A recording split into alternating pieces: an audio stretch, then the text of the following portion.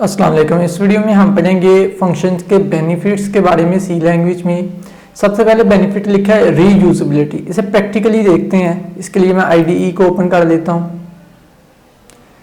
इससे पहली वीडियो में जो मैंने प्रोग्राम बनाया था मैं उसी प्रोग्राम को ओपन करता हूं।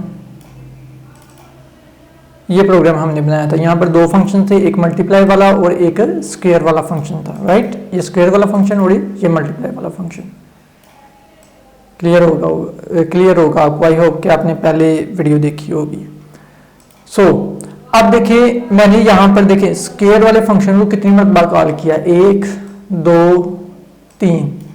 मतलब कि ये वाला फंक्शन जो है ना वो 3 मरतबा कॉल हुआ है। मैंने ये कोड ना 3 मरतबा नहीं लिखा। ये दो स्टेटमेंट्स मुझे तीन मरतबा लिखनी नहीं पड़ी, बल्कि मैंने सिर्फ इस नाम का फंक्शन कॉल किया है। ये सारा का सारा काम कंप्लीट हो गया है। तो मतलब ये है कि जो फंक्शन होता है ना, इससे हम कोड को बार बार यूज कर सकते हैं। रीयूजेबिलिटी, बार बार हम यूज कर सकते हैं कोड को।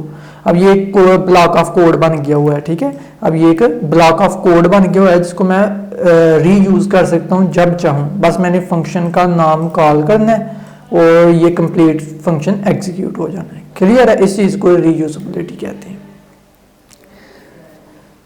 The code in a function is written once but can be used many times। कि हम फंक्शन के कोड को एक मरतबा लिखते हैं लेकिन उसको रीयूज कर सकते हैं जितनी मरतबा चाहें, बहुत मरतबा, जितनी मरतबा भी हम चाहते हैं उसको कॉल करके रीयूज कर सकते हैं। अब इस कोड को मैंने कितनी मरतबा रीयूज किया है, आप बता सकते हैं कितनी मरतबा इसको मैंने यूज किया है? पहली मरतबा, दूसरी मरतबा, तीसरी मरतबा। मैं 10 मरतबा चाहूँ, 1000 मरतबा चाहूँ तो इस कोड को मैं यूज कर सकता हूँ, रीयूज कर सकता हूँ। अब इसको मैं कंपाइल, देखें अब मैं यहाँ पर इसको 2 मरतबा यूज करता हूँ। इसे मैं कंपाइल एंड रन करता हूँ तो आउटपुट स्क्रीन पर देखें अब स्क्वायर 2 मरतबा नजर आएगा। स्क्वायर 16 आ गया यहाँ पर, क्योंकि 4 का स्क्वायर 16 होता है, 32 का स्क्वायर 1024 होता है, यहाँ पर आ गया जी। अब देखें ये कोड 2 मरतबा इस्तेमाल हुआ है। राइट, अब ये मल्टीप्लाई वाला जो कोड है ये सिर्फ 1 मरतबा यूज हुआ है। इसने मल्टीप्लाई वाला कोड भी मैं 2 मरतबा इस्तेमाल कर सकता हूँ, 3 मरतबा, 4 मरतबा, जितनी मरतबा चाहूँ मैं इसको यूज कर सकता हूँ। इसी चीज को रीयूजेबिलिटी कहते हैं, ठीक है। It allows the user to execute the same statements multiple times without writing it again. कि हम एक ही स्टेटमेंट को या सेट ऑफ स्टेटमेंट्स को बार बार लिखने की बजाय उसको बार बार यूज कर सकते हैं फंक्शंस के जरिए। नंबर 2, दूसरा बड़ा बेनिफिट ये है, बेनिफिट एडवांटेजेस को भी कहते हैं, याद रखें। तो दूसरा बड़ा एडवांटेज या बेनिफिट ये है हमारे पास के सेपरेशन ऑफ टास्क। ये देखें अभी यहाँ पर एक मैंने प्रोग्राम बनाया। इस प्रोग्राम में क्या हो रहा है, एक तो मल्टीप्लाई वाला काम हो रहा है इस फंक्शन के जरिए और इस फंक्शन के जरिए स्क्वायर वाला काम हो रहा है।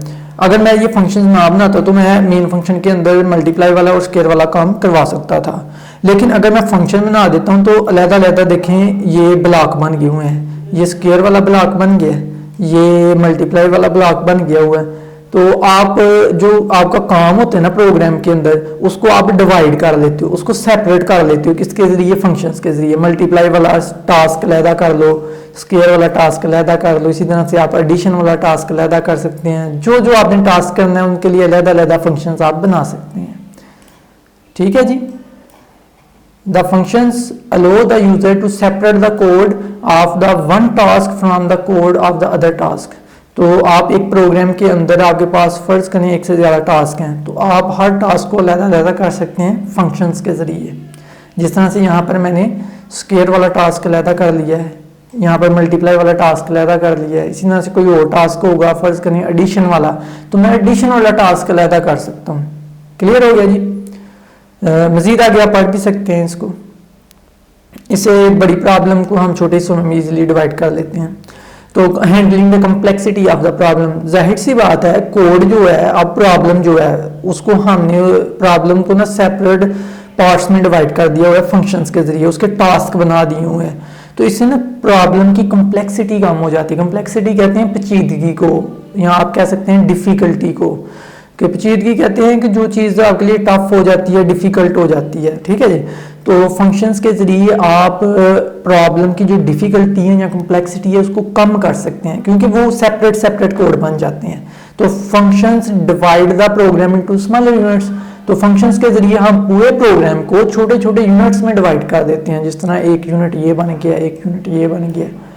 तो इसी तरह से जितने हम यूनिट्स बनाना चाहिए एक प्रॉब्लम के बना सकते हैं, वो फंक्शंस ही है ना, जो ब्लॉक कह लें यूनिट कह लें एक ही बात है। तो हम एक प्रॉब्लम के मल्टीपल स्मॉल यूनिट्स बना सकते हैं जिससे इजीली हम प्रॉब्लम की कॉम्प्लेक्सिटी को सॉल्व कर सकते हैं। मजीद अगर आप मुकम्मल करना चाहें तो आप कर भी सकते हैं। रीडेबिलिटी, तो देखें ना, अब ये जो फंक्शन है ये क्या करता है, स्केयर फाइंड करता है। तो मैंने फंक्शन का क्या नाम रखा है, स्केयर। तो मुझे देखने से पता चल रहा है कि ये जो पूरा फंक्शन है ना ये स्केयर वाला काम करेगा, ठीक है, मुझे रीड करने में आसानी हो रही है। अब ये वाला फंक्शन क्या करता है, मल्टीप्लाई करता है। तो फंक्शन का मैंने नाम क्या रखा है, मल्टीप्लाई। तो मुझे देखने से पता चल रहा है जी ये फंक्शन मल्टीप्लाई करेगा, ठीक है। तो आप फंक्शन का नाम वैसा रखें जो फंक्शन काम करेगा। तो इससे क्या होगा, फंक्शंस के जरिए प्रोग्राम की रीडेबिलिटी बढ़ेगी। आप इजीली प्रोग्राम्स को पढ़ सकेंगे कि ये हमारा प्रोग्राम यहाँ पर कर क्या रहा है। यहाँ पर हमारा प्रोग्राम मल्टीप्लाई कर रहा है, देखें क्यों कर रहा है, क्योंकि फंक्शन किस फंक्शन में है, अभी हम मल्टीप्लाई वाले फंक्शन में। यहाँ पर हमारा प्रोग्राम स्केयर फाइंड कर रहा है क्योंकि हम स्केयर वाले फंक्शन में है। तो इससे देखें ना हमारे प्रोग्राम की रीडेबिलिटी बढ़ गई है। तो ये फंक्शंस के कुछ बेनिफिट्स या एडवांटेजेस लिखे हुए हैं, तो आपने इनको अच्छे तरीके से लर्न कर लेना है। समझा दिया मैंने, आई होप कि आपको समझ भी आ गई होगी। आप इल्म की जिस्तजू यूट्यूब चैनल को सब्सक्राइब भी कर लें, इस वीडियो को लाइक करें, शेयर करें अपने दोस्तों के साथ ताकि उनकी भी मदद हो सके। Thank you so much for watching this video, take care, अल्लाह हाफिज़।